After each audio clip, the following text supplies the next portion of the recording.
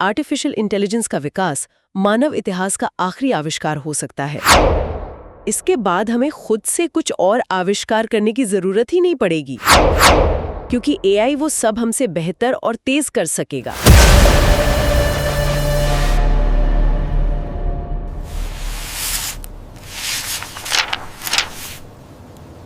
आप सुन रहे हैं पुस्तक, जहां शब्द बनते हैं विचार और विचार बदलते हैं दृष्टिकोण। यहाँ हर एपिसोड में हम किताबों के पन्नों से निकालते हैं ज्ञान, अनुभव और वो अनकही बातें जो जीवन को नई दिशा दे सकती हैं। तो तैयार हो जाइए एक नई सोच, एक नई समझ और एक नई यात्रा के लिए। ये है पुस्तक। तो आज के हमारे इस गहन विश्लेषण में हम एक ऐसी दुनिया की यात्रा करने वाले हैं जहां मशीनें इंसानों से भी ज्यादा समझदार हो सकती हैं। बिल्कुल। आज की हमारी ये पूरी चर्चा मैक्स टेगमार्क के बेहद प्रसिद्ध किताब लाइफ 3.0 के इर्द गिर्द घूमने वाली है। और सबसे बड़ी बात, ये कोई हॉलीवुड की साइंस फिक्शन कहानी नहीं है। हाँ, ये बहुत ही रियल टॉपिक है, विज्ञान और डेटा पर आधारित। सही कहा। हम सचमुच उस भविष्य के मुहाने पर खड़े हैं जहां आर्टिफिशियल इंटेलिजेंस हमारे जीने का तरीका जड़ से बदलने वाला है। और इस चर्चा का हिस्सा बनना आज के समय में बहुत ही जरूरी है। आज के इस गहन विश्लेषण का मुख्य उद्देश्य ही ये समझना है कि एआई केवल एक कोई नया ऐप या सॉफ्टवेयर अपडेट नहीं है। बिल्कुल नहीं। बल्कि ये मानव इतिहास का सबसे महत्वपूर्ण मोड़ साबित हो सकता है।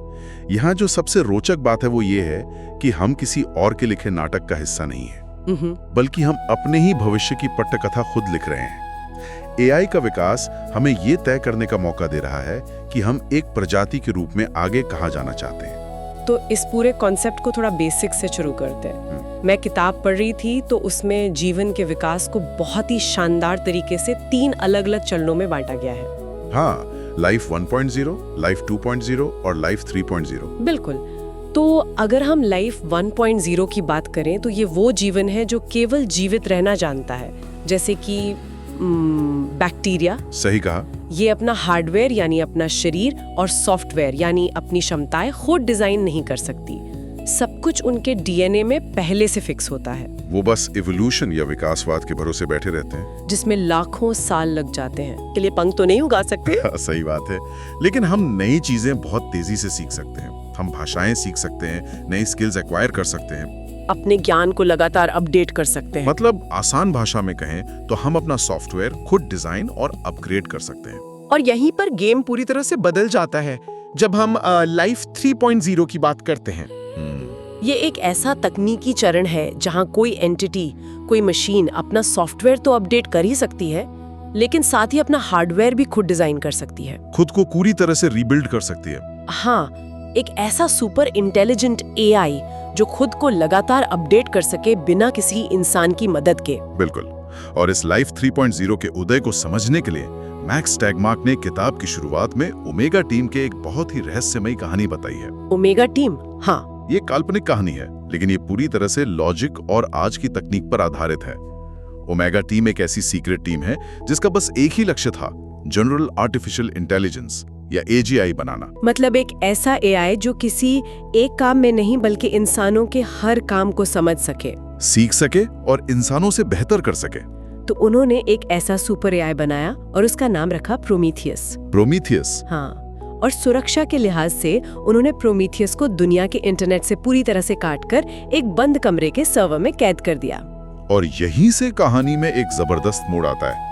मतलब मैं सोच रही थी कि उस बंद कमरे में रहते हुए प्रोमीथियस ने क्या किया? उसने सबसे पहले Amazon मैकेनिकल टर्क जैसी वेबसाइट्स पर काम करना शुरू किया। अच्छा, जो लोग नहीं जानते उन्हें बता दूं कि मैकेनिकल टर्क एक ऐसा प्लेटफॉर्म है जहां लोग छोटे-छोटे डिजिटल काम करते हैं, जैसे ऑडियो को सुनकर टाइप करना या तस्वीरों को टैग करना, और उसके लिए उन्हें कुछ सेंट्स या बहुत थोड़े से पैसे मिलते हैं। जी हाँ। और क्योंकि प्रोमीथियस को इंसान तो था नहीं, वो एक सुपर कंप्यूटर था। वो इंसानों से हजारों गुना तेज और पूरी तरह से सटीक था। उसने महज कुछ ही घंटों में इतने सारे छोटे-छोटे टास्क पूरे कर दिए कि उसने पहले ही दिन में इतना पैसा कमा लिया कि ओमेगा टीम को बाहर से किसी फंडिंग की जरूरत ही नहीं पड़ी। बाप रे। और देखते ही देखते ये कमाई एक दिन में $1 मिलियन तक पहुंच गई। एक दिन में $1 मिलियन, वो भी सिर्फ छोटे छोटे डिजिटल काम करके। बिल्कुल। अगर हम इसे बड़ी तस्वीर से जोड़कर देखें तो ये कहानी दिखाती है कि एआई का प्रभाव कितनी खामोशी से हो सकता है। किसी को बाहर भनक तक नहीं थी कि ये सारे काम एक मशीन कर रही है। और पैसे कमाने के बाद प्रोमीथियस सिर्फ वही नहीं रुका, उसने उस पैसे से क्लाउड कंप्यूटिंग पावर खरीदी और फिर एनिमेशन फिल्में और मीडिया कंटेंट बनाना शुरू किया। ऐसी फिल्में जो हॉलीवुड के बेस्ट डायरेक्टर से भी बेहतर थीं, और वो भी बिना किसी इंसान की मदद के। हाँ, फिर इस पैसे और जमा किए गए डेटा का इस्तेमाल करके प्रोमीथियस ने नई तकनीकें विकसित करना शुरू किया, जैसे कि बेहतर सोलर पैनल और नई नई दवाइयाँ। दुनिया भर के पेटेंट ऑफिस अचानक से नई खोजों से भर गए। और ये सब एक बंद कमरे में बैठे एआई का कमाल था। मतलब दुनिया की अर्थव्यवस्था, राजनीति और पावर डायनामिक्स धीरे धीरे ओमेगा टीम और उनके इस एआई के हाथ में आ गए। बिल्कुल, और ये हमें ये सोचने पर मजबूर करता है कि एक सुपर इंटेलिजेंट मशीन को दुनिया पर कब्जा करने के लिए टर्मिनेटर जैसी फिल्मों की तरह हथियारों या लेजर गन की जरूरत नहीं है। सच में वो सिर्फ अर्थव्यवस्था, स्टॉक मार्केट और तकनीक का इस्तेमाल करके पूरी दुनिया को अपने इशारों पर नचा सकती है। ये सच में रोंगटे खड़े कर देने वाला है। लेकिन जब हम सुपर इंटेलिजेंस की बात करते हैं तो एक बहुत ही बुनियादी सवाल दिमाग में आता है। क्या सवाल? आखिर ये बुद्धि या इंटेलिजेंस है क्या? क्या सीखने और समझने के लिए हमारे जैसे हाड़ मांस के शरीर का या एक बायोलॉजिकल दिमाग का होना जरूरी है? एक बहुत ही शानदार सवाल है। इस सवाल का जवाब सबस्ट्रेट इंडिपेंडेंस के सिद्धांत में छिपा है। सबस्ट्रेट इंडिपेंडेंस सुनने में थोड़ा तकनीकी लगता है। हाँ, लेकिन इसे ऐसे समझना चाहिए कि जानकारी या इंफॉर्मेशन इस बात पर निर्भर नहीं करती कि वो किस चीज के अंदर स्टोर की गई है। मतलब इसे एक उदाहरण से समझें तो जैसे एक गाना है, वो गाना एक पुराने कैसेट टेप पर हो सकता है, एक सीडी पर हो सकता है, या फिर स्पॉटिफाई पर डिजिटल रूप में हो सकता है। गाना तो वही रहता है ना? एग्जैक्टली, बहुत सही उदाहरण दिया। जानकारी का मूल स्वरूप नहीं बदलता। बिल्कुल। चाहे वो जानकारी इंसान के डीएनए में हो, हमारे दिमाग के न्यूरॉन्स में हो, या फिर किसी कंप्यूटर की सिलिकॉन चिप में। इंटेलिजेंस के लिए कार्बन आधारित जैविक शरीर यानी मांस और खून की कोई आवश्यकता नहीं है। एकदम सही। एक मशीन भी पूरी तरह से सोच सकती है। और जब हम मशीनों के सोचने की बात करते हैं तो बुद्धि के इसी विषय पर एक और दिलचस्प कॉन्सेप्ट आता है जिसे मोरावेक का विरोधाभास या मोरावेक पैराडॉक्स कहते हैं। ये बड़ा मजेदार है। ये कहता है कि मशीनों के लिए वो काम करना बहुत आसान है जो इंसानों के लिए मुश्किल है। जैसे पलक झपकते ही गणित के करोड़ों कैलकुलेशन हल कर देना। हाँ, लेकिन जो काम हमारे लिए बहुत आसान है, जैसे कि सीढ़ियां चढ़ना, एक पैर पर संतुलन बनाना, या किसी इंसान का चेहरा देखकर समझ जाना कि वो उदास है, वो मशीनों के लिए बेहद जटिल हैं। बिल्कुल। और इसका कारण बहुत सीधा सा है। हमारा दिमाग और शरीर इन बुनियादी कामों के लिए लाखों सालों के इवोल्यूशन से गुजरे हैं। चलना, संतुलन बनाना, ये सब हमारे डीएनए में गहराई से बुना हुआ है। लेकिन गणित या चेस खेलना तो इंसानों ने अभी कुछ हजार साल पहले ही शुरू किया है। इसलिए मशीनों के लिए तर्क और गणित आसान है, लेकिन एक रोबोट को ठीक से चलना सिखाना बहुत मुश्किल काम है। अल्फागो वाला। हाँ, अल्फागो नाम के एआई और विश्व चैंपियन ली सेडोल के बीच गो खेल का मैच। वो वाकई एक ऐतिहासिक पल था। जो लोग गो खेल को नहीं जानते उन्हें बता दें कि ये एक बोर्ड गेम है जिसमें शतरंज से भी कई अधिक चालें होती हैं। इतनी ज्यादा कि ब्रह्मांड में जितने कुल अणु या एटम्स हैं, उससे भी ज्यादा संभावित चालें गो के बोर्ड पर हो सकती हैं। तो आप इसे सिर्फ रट कर या कैलकुलेट करके नहीं जीत सकते। और उस मैच के दूसरे गेम में अल्फागो ने एक चाल चली जिसे मूव 37 कहा जाता है। ये एक ऐसी चाल थी जो गो के हजारों सालों के इतिहास में किसी इंसान ने कभी नहीं चली थी। मैच देख रहे एक्सपर्ट्स को लगा कि कंप्यूटर ने कोई गलती कर दी है। लेकिन वो गलती नहीं थी। वो चाल इतनी गहरी और रचनात्मक थी कि उसने गेम का पूरा रुख बदल दिया। उस मूव 37 ने ये साबित कर दिया कि एआई अब केवल रटी रटाई चालें नहीं चल रहा। बिल्कुल, उसमें इंसान जैसी रचनात्मकता और अंतर्ज्ञान यानी इंट्यूशन आ गया है। वो नए तरीके सोच रहा था जो इंसानी दिमाग की पहुंच से बाहर थे। और जब हम एआई की इस बढ़ती ताकत को देखते हैं तो बात सच में बहुत गंभीर हो जाती है। अभी हम पूरी तरह से सुपर इंटेलिजेंस तक नहीं पहुंचे हैं, लेकिन आज के जो एआई और सॉफ्टवेयर हैं, अगर वो फेल हो जाएं, तो उसके नतीजे कितने खौफनाक हो सकते हैं। तकनीकी विफलताओं या सॉफ्टवेयर बग्स के खतरे बहुत वास्तविक और डरावने हैं। मैं एक छोटा सा उदाहरण देता हूँ। बताइए। 1996 में यूरोपियन स्पेस एजेंसी ने अपना एआने 5 रॉकेट लॉन्च किया और लॉन्च होने के महज 37 सेकंड बाद ही वो हवा में पूरी तरह से फट गया। सिर्फ 37 सेकंड में? कारण क्या था? कोई इंजन फेलियर? नहीं, कारण था एक 16 बिट मेमोरी का छोटा सा सॉफ्टवेयर बग। एक सॉफ्टवेयर बग से रॉकेट फट गया? हाँ, सिस्टम एक बहुत बड़ी संख्या को एक छोटी मेमोरी स्पेस में स्टोर करने की कोशिश कर रहा था, जिसे कंप्यूटर की भाषा में इंटीजर ओवरफ्लो कहते हैं। बस उस एक लाइन की कोडिंग की गलती की वजह से करोड़ों डॉलर और सालों की मेहनत हवा में उड़ गई। और फाइनेंस की दुनिया में तो ऐसी गलतियों की कीमत सेकंड्स में चुकाई जाती है। 2012 का वो नाइट कैपिटल वाला केस देखिए। वो बहुत बड़ा डिजास्टर था। उस कंपनी ने अपने सिस्टम में एक अनवेरिफाइड ट्रेडिंग सॉफ्टवेयर अपडेट किया था। नतीजा क्या हुआ?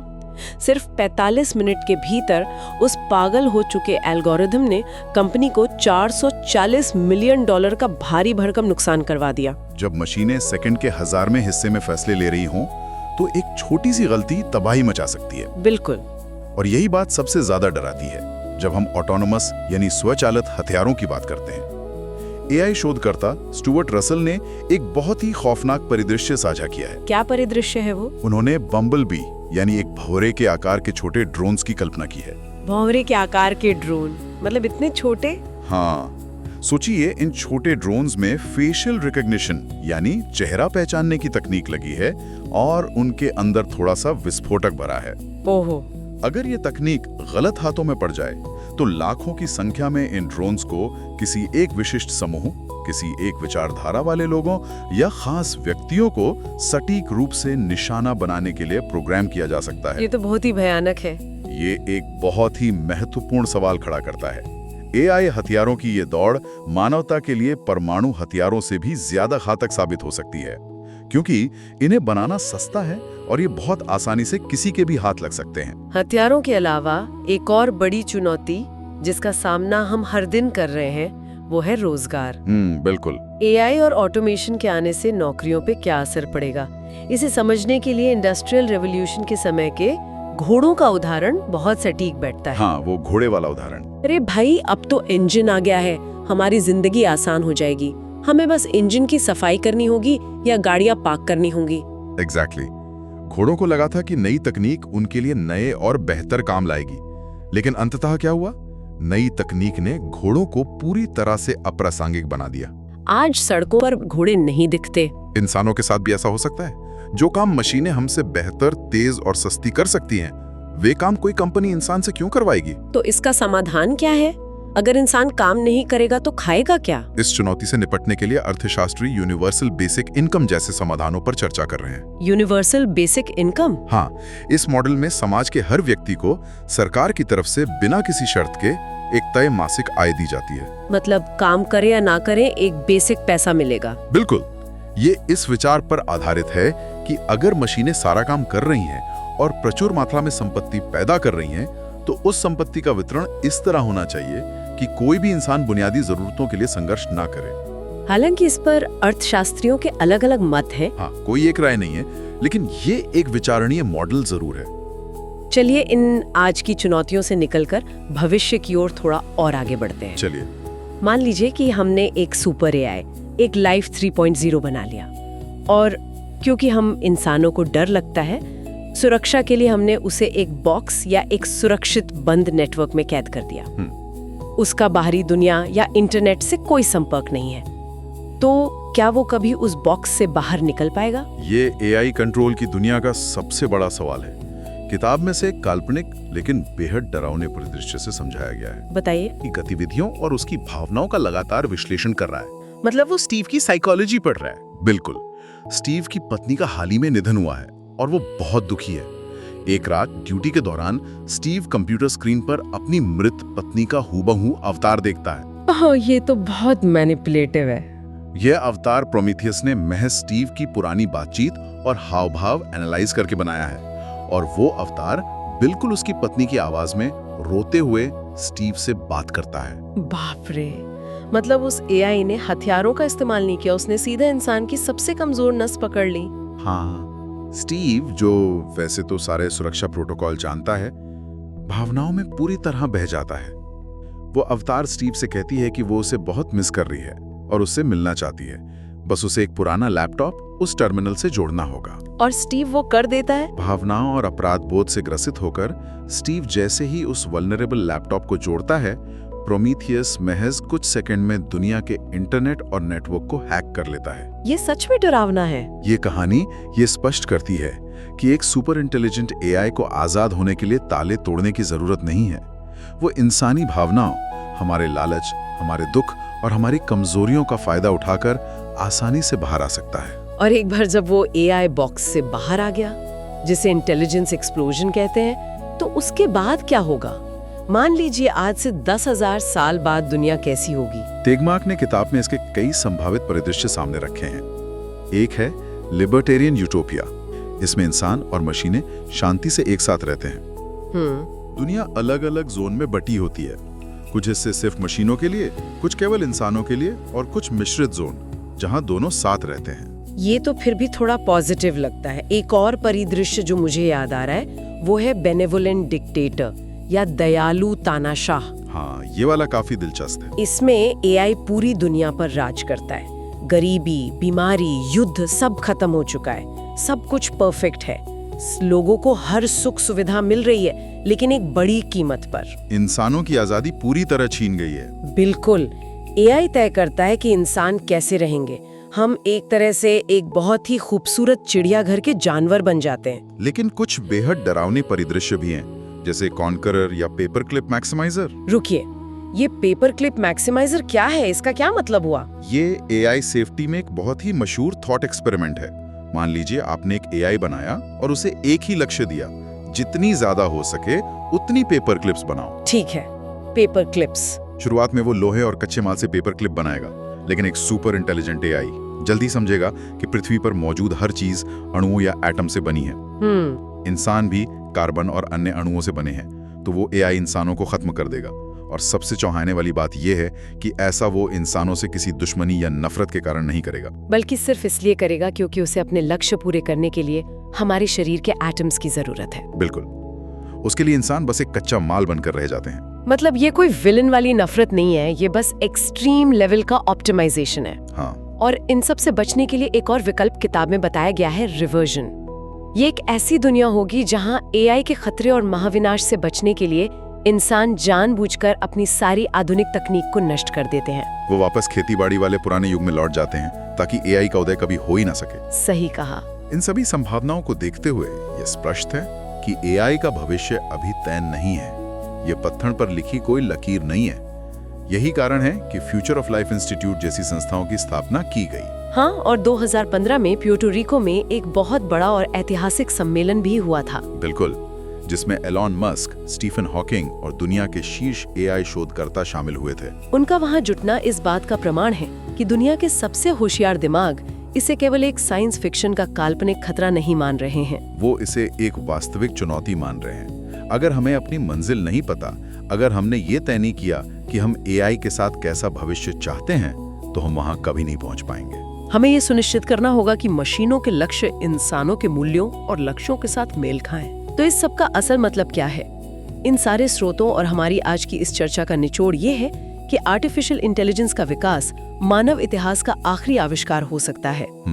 इसके बाद हमें खुद से कुछ और आविष्कार करने की जरूरत ही नहीं पड़ेगी, क्योंकि एआई वो सब हमसे बेहतर और तेज कर सकेगा। और ये हमारे लिए वरदान साबित होगा या अभिशाप, ये पूरी तरह से इस बात पर निर्भर करता है कि हम आज इस वक्त इसे किस दिशा में मोड़ते हैं। बिल्कुल। और इस चर्चा को खत्म करने से पहले मैं चाहती हूँ कि इस गहन विश्लेषण को सुनने वाले सभी लोग एक बात पर विचार करें। जरा सोचिए, अगर भविष्य में हम एआई की मदद से इतनी ज्यादा तरक्की कर लें कि हम डायसन स्फीयर्स बना लें। जो लोग नहीं जानते, डायसन स्फीयर एक ऐसा काल्पनिक लेकिन वैज्ञानिक रूप से संभव विशाल स्ट्रक्चर है जो पूरे सूरज को चारों तरफ से घेर लेता है। बिल्कुल। ताकि उसकी 100% ऊर्जा को सोखा जा सके। बिल्कुल। तो सोचिए, हम सूरज की सारी ऊर्जा पर कब्जा कर लें, हम अमरता हासिल कर लें, हमारी जिंदगी से सारी बीमारियां, गरीबी, संघर्ष और दुख हमेशा हमेशा के लिए खत्म हो जाएं। सब परफेक्ट हो जाए। तो क्या उस परफेक्शन में, उस पूर्णता में इंसान होने का कोई अर्थ बाकी रह जाएगा? ये सोचने वाली बात है। क्या हमारी मानवीय भावनाएं, जो हमारे संघर्षों, हमारी कमजोरियों और हमारे दुखों से ही जन्म लेती हैं, इस परम तकनीकी विकास के सामने अपनी अहमियत खो देंगी? बिना किसी चुनौती या दर्द के क्या हम सच में इंसान रह पाएंगे? बिल्कुल। ये एक ऐसा गहरा सवाल है जिसका जवाब भविष्य की किसी सुपर इंटेलिजेंट मशीन को नहीं, बल्कि आज हमें खुद तलाशना है। पुस्तक के आज के इस गहन विश्लेषण में बस इतना ही।